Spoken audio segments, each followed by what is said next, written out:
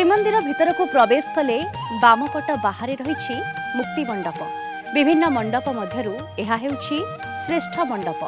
मुक्तिर मार्ग देखाइबा सहित सनातन धर्म और वैदिक परंपरा रक्षा करिबारे मुक्ति मंडपर रही गुरुत्वपूर्ण भूमिका।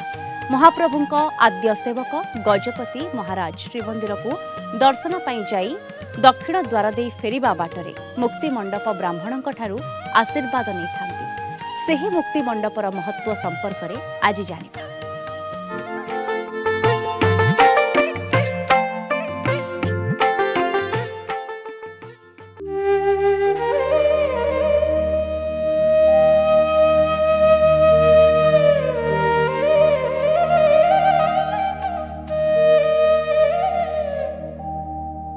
मुक्तिर बाट देखाए मुक्ति मंडप। मुक्ति मंडपरे ब्राह्मणों को मुंडिया मारी आशीर्वाद भिक्षा कले समस्त पाप क्षय होइथाय बोली विश्वास रही। मुक्ति मंडपरे बसिबार अधिकार समस्तंकर नाही। केवल 16 शासनर ब्राह्मण और श्रीमंदिर पूजा पंडा माने एठारे बसी पारंती। श्री जगन्नाथंक नवकळेबर समय दैतापति माने दारू आनिबा परे प्रतिष्ठा यज्ञ होम करिबारे मुक्ति मंडपर रही गुरुत्वपूर्ण भूमिका। मुक्ति मंडपर 9 जणिया कमिटी अछि। एठारे ब्राह्मण सभा होइथाय। देशर कौनसी अशुभ सूचना दृष्टिगोचर हेले प्रतिकार पई उपयुक्त व्यवस्था करिबा दायित्व मुक्ति मंडपर।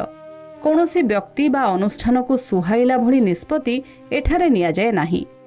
मुक्ति मंडप हेउछि श्रीमंदिरर 16 मंडप मध्यरु अन्यतम। एहा एक प्राचीन सांस्कृतिक पीठ। श्रीमंदिर भितर बेढ़ार कल्पबट एवं रोहिणी कुंडर मध्यवर्ती स्थान रे रही मुक्ति मंडप। श्रीमंदिर स्वत लिपि अनुसार बड़ देउलर प्लॉट नंबर 82 रे रही मुक्ति मंडप। यह ब्रह्मवेदी ब्रह्मासन मुख्य मंडप एभली एकाधिक नाम रे नामित। ये मुक्ति मंडप पर जो 16 शासन व्यवस्था करा जायछि शासन बोले से प्रत्यक्ष शासन करते शास्त्रीय मार्ग शासन करा देश को। एवं ये जो ब्राह्मण मान थिले एमाने होउचंदी 4 गोत्रर ब्राह्मण 4 वेदर ब्राह्मण थिले एवं समस्त को बर्तमान राजा जमी बाड़ी दे श्रीमंदिर परिचालना सहित ओडिशार शासनतंत्र के भाव में शास्त्रीय मत परिचालित हम से कथा व्यवस्था करने शासन बाड़ खंजा जाता। जगन्नाथ मंदिर भितर जदि कौन सेवायत किसी गोलमाल कर महाप्रभु सेवा बंद कर दियंती ताहले रिपोर्ट देखिए रेकर्ड पर लिखाई ताहा मुक्ति मंडपाधिकारी स्वस्तिर ब्राह्मण द्वारा समस्त नीति परिचालित। दैतापति माने नवकळेबर दारू आनी जगन्नाथ मंदिर में पहुँच कर सारा पर मुक्त मंडपाधिकारी स्वस्तिर ब्राह्मण द्वारा से दारू ही प्रतिष्ठा न्यास हम अन्य कहारी द्वारा हम ना। सर्वोपरि उत्कल प्रांत में जदि किसी धार्मिक व्यवस्था जदि पड़े धार्मिक संकट पड़े ताहले सर्वसिद्धांत मुक्ति मंडप पंडित सभा। जदि मुक्ति मंडप पंडित सभा सिद्धांत न दे पार तार स्थायी अध्यक्ष जगतगुरु शंकराचार्य सी जो निष्पत्ति देवे से निष्पत्ति ही कार्यकारी हम कि कौन से आईन पॉइंट लागू हो नाही। किंबदंती अनुसारे श्रीमंदिर एवं विग्रह प्रतिष्ठा बेले समस्त यज्ञ भस्म को नष्ट करा न जाई ता उपरे एही मंडप निर्माण करा जायथिला। एठारे आध्यात्मिक विचार और आलोचना मुक्त भावरे करा जाउथिबारु एहार नाम मुक्त मंडप। किंबदंती अनुजाई महाप्रभु जगन्नाथ बलभद्र और देवी सुभद्रा श्रीमंदिर रे प्रतिष्ठा हेबा समय स्वयं ब्रह्मा एही स्थान रे उपवेशन करी यज्ञ कार्य संपन्न करथिले। तेणु यह ब्रह्मवेदी ब्रह्मासन यज्ञ मंडप और मुख्य मंडप एपरी एकाधिक नाम रे नामित। पूर्वे एहा उपरे स्तंभ एवं छात न थाई एक खोला बेदी परी मुक्त थिबारु सेतेबेले एहाको मुक्त मंडप बोली कुहा जाउथिला। परवर्ती समय रे 16टी कला मुगुनी पत्थरर स्तंभ उपरे एहार छात निर्मित होईछि। गोवर्धन पीठ जगतगुरु शंकराचार्य हेउछंती मुक्ति मंडप पंडित सभार स्थायी सभापति। नैष्टिक उच्च शिक्षित वेदज्ञ वयोज्येष्ठ पंडित ब्राह्मण मानकर एथिरे बसिबार अधिकार अछि। एहा छड़ा राजगुरु रायगुरु देउल पुरोहित चंडी और सन्यासी मुक्ति मंडपरे बसी पारंती। मुक्ति मंडपरे आम प्रदेशर धर्माचरण संपर्कीय नानादी समस्यार शास्त्रीय मते समाधान करी पंथा और प्रायश्चित विधान पई निर्देश दिया जाउथिला। तदनुजाई तत्कालीन बहु उच्चकोटीर पंडित माने मुक्ति मंडप पंडित सभारे स्थान पाउथिले। ପରେ 16 ଶାସନର ବ୍ରାହ୍ମଣମାନଙ୍କୁ ମୁକ୍ତି ମଣ୍ଡପରେ ବସିବାର ଅଧିକାର ମିଳିଲା। ଏହା ଅଦ୍ୟାବଧି ପ୍ରଚଳିତ ରହିଛି। ଶ୍ରୀମନ୍ଦିରରେ ପ୍ରଚଳିତ ପାଞ୍ଜିକୁ ମୁକ୍ତି ମଣ୍ଡପ ସଭାରେ ସ୍ୱୀକୃତି ଦିଆଯାଇଥାଏ। ବ୍ରତ ପନୟନ, ବିବାହ, କୌଣସି ଦୋଷଜନିତ ପ୍ରାୟଶ୍ଚିତ ବିଧାନ ଇତ୍ୟାଦି କର୍ମ ସାଧନରେ ସହାୟତା ସକାଶେ ମୁକ୍ତି ମଣ୍ଡପ ଗଠିତ।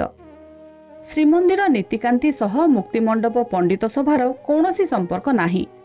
ମୁକ୍ତି ମଣ୍ଡପ ଏକ ପ୍ରସ୍ତର ନିର୍ମିତ ବେଦୀ। କଳା ମୁଗୁନି ପଥରରେ ନିର୍ମିତ ବେଦୀ ବର୍ଗାକାର କ୍ଷେତ୍ର ପରି। ଲମ୍ବ ଓ ପ୍ରସ୍ଥ 38 ଫୁଟ। ମନ୍ଦିର ଚଟାଣଠାରୁ ପ୍ରାୟ 5.5 ଫୁଟ ଉଚ୍ଚରେ ରହିଛି ମୁକ୍ତି ମଣ୍ଡପ। ଆପଣଙ୍କର ମହାପ୍ରସାଦ ଯେଉଁ ଆପଣମାନେ ପାଉଛନ୍ତି ସେ ପ୍ରସାଦକୁ ମହାପ୍ରସାଦରେ ପରିଣତ କରିବା ପାଇଁ ମୁକ୍ତିମଣ୍ଡପ ବ୍ରାହ୍ମଣମାନଙ୍କର ଗୁରୁତ୍ୱପୂର୍ଣ୍ଣ ଭୂମିକା ରହିଛି। ଜଗନ୍ନାଥଙ୍କ ପାଖରେ ଭୋଗ ଲାଗି ସାରିଲା ପରେ ବିମଳାଙ୍କ ପରେ ଥାଳି ସିଧାସଳଖ ଆସି ମୁକ୍ତିମଣ୍ଡପ ଉପରେ ପହଞ୍ଚେ। ଇଏ ହେଉଛି ନୀତିଦିନିଆ କଥା। ଏବଂ ସେ ଥାଳି ମୁକ୍ତିମଣ୍ଡପରେ କାଢ଼ିକି ସମର୍ପଣ କରାଯାଏ ଏବଂ ଉପସ୍ଥିତ ଯେଉଁ ବ୍ରାହ୍ମଣମାନେ ଥାଆନ୍ତି ସେମାନେ ଖାଇକିରି ହାତଟିକୁ ମୁଣ୍ଡରେ ବୋଳିଲା ପରେ ତାକୁ ଆମେ କହୁ ମହାପ୍ରସାଦ। ଇଏ ହେଲା ପ୍ରଥମ କାମ। ଆଉ ଗୋଟିଏ କାମ ରୋଷଘର ହୋମ ମଧ୍ୟ ଆମରି ବ୍ରାହ୍ମଣମାନେ କରନ୍ତି। ସୂର୍ଯ୍ୟ ପୂଜା ବ୍ରାହ୍ମଣମାନେ କରନ୍ତି। ଆପଣଙ୍କର ରଥ କାର୍ଯ୍ୟରେ ଆପଣଙ୍କର ରଥ ପ୍ରତିଷ୍ଠାଠୁ ଆରମ୍ଭ କରି ଆପଣଙ୍କର ନବକଳେବରରେ ଆପଣଙ୍କର ଡଙ୍ଗା ପ୍ରତିଷ୍ଠାଠୁ ରଥ ପ୍ରତିଷ୍ଠାଠୁ ଆରମ୍ଭ କରି ଭିତରେ ଯେକୌଣସି ପ୍ରତିଷ୍ଠା କାର୍ଯ୍ୟ ସ୍ତୋତ୍ରରେ ବ୍ରାହ୍ମଣମାନେ କରନ୍ତି। ମୁକ୍ତିମଣ୍ଡପ ଗୋଟେ ଶିଳାରେ ତିଆରି। ମୁକ୍ତିମଣ୍ଡପ ଫ୍ରଣ୍ଟ ପାର୍ଟଟା ଦେଖୁଛନ୍ତି ସେଇଟା ତାର ଷ୍ଟ୍ରକ୍ଚର, ତାର ଉଚ୍ଚତା, ତାର ଯାହା ଜଗନ୍ନାଥ ମନ୍ଦିର ଭିତରେ ଯେଉଁ ଜଗନ୍ନାଥ ବସିଛନ୍ତି ରତ୍ନ ସିଂହାସନ ସେୟା। ବର୍ତ୍ତମାନ ମୁକ୍ତିମଣ୍ଡପର ହେଲା 16ଟା ପିଲର। 16ଟା ପିଲରରେ ଆମେ ଜଗନ୍ନାଥ ତତ୍ତ୍ୱ ଆସିଲେ ଦେଖିବା ଯେ ଜଗନ୍ନାଥ ମହାପ୍ରଭୁର ହେଉଛି 16 କରଣ। ମୁକ୍ତିମଣ୍ଡପରେ ସେଇ 16 ଶାସନ ବସିବା ପାଇଁ 16ଟା ପିଲର ହେଇଛି। ମଝିରେ କିଏ ବସିବ? ଶଙ୍କରାଚାର୍ଯ୍ୟ, ଜଗତଗୁରୁ ଶଙ୍କରାଚାର୍ଯ୍ୟ। ଶିକ୍ଷା, କଳ୍ପ, ନିରୁକ୍ତି, ଛନ୍ଦ, ବ୍ୟାକରଣ, ଜ୍ୟୋତିଷ ଏ ଷଡ଼ାଙ୍ଗରେ ସେଇ ଯେଉଁ 16 ଶାସନ ବ୍ରାହ୍ମଣମାନେ ତାଙ୍କର ଦକ୍ଷତା ଥିଲା। ତେଣୁ ଯଦି କୌଣସି ବ୍ୟକ୍ତି ଆସୁଥିଲା ତାର ପାପ ନାଶ କରିବା ପାଇଁ, ଯଦି କିଛି ପ୍ରୋବ୍ଲେମ୍ ହେଉଥିଲା, ଯଦି କିଛି ଅତି ଆବଶ୍ୟକ ପଡ଼ୁଥିଲା, ସେ 16 ଶାସନ ବ୍ରାହ୍ମଣମାନେ ତାଙ୍କୁ ବତୁଥିଲେ ତ ଏଇ ଉପାୟ କଲେ ମୁକ୍ତି ଲାଭ କରିବୁ। ଏହି ମଣ୍ଡପଟି 16ଶ ଶତାବ୍ଦୀରେ ଗଜପତି ପ୍ରତାପରୁଦ୍ର ଦେବଙ୍କ ଦ୍ୱାରା ନିର୍ମିତ ହୋଇଥିବା ଜଣାଯାଏ। କିନ୍ତୁ ମାଦଳା ପାଞ୍ଜି ଅନୁସାରେ ଭୋଇ ବଂଶର ରାଜା ରାମଚନ୍ଦ୍ର ଦେବଙ୍କ 43 ଅଙ୍କରେ ମାନସିଂହଙ୍କ ସ୍ତ୍ରୀ ଗୌରୀରାଣୀ ମୁକ୍ତି ମଣ୍ଡପ ଗଢ଼ାଇଥିଲେ। ପଣ୍ଡିତ ସୂର୍ଯ୍ୟନାରାୟଣ ଦାସଙ୍କ ମତରେ ମଣ୍ଡପଟି 1580 ଖ୍ରୀଷ୍ଟାବ୍ଦରେ ନିର୍ମିତ ହୋଇଥିଲା। ସେ ଯାହା ହେଉନା କାହିଁକି ମୁକ୍ତିର ବାଟ ଏବେ ବି ବହନ କରିଚାଲିଛି ପବିତ୍ର ମୁକ୍ତି ମଣ୍ଡପ। ପୁରୀରୁ ଭିଡିଓଗ୍ରାଫର ପ୍ରଦୀପ ପ୍ରଧାନଙ୍କ ସହ ଶୈଳେନ୍ଦ୍ର ଆଚାର୍ଯ୍ୟଙ୍କ ରିପୋର୍ଟ, କଳିଙ୍ଗ ଟିଭି।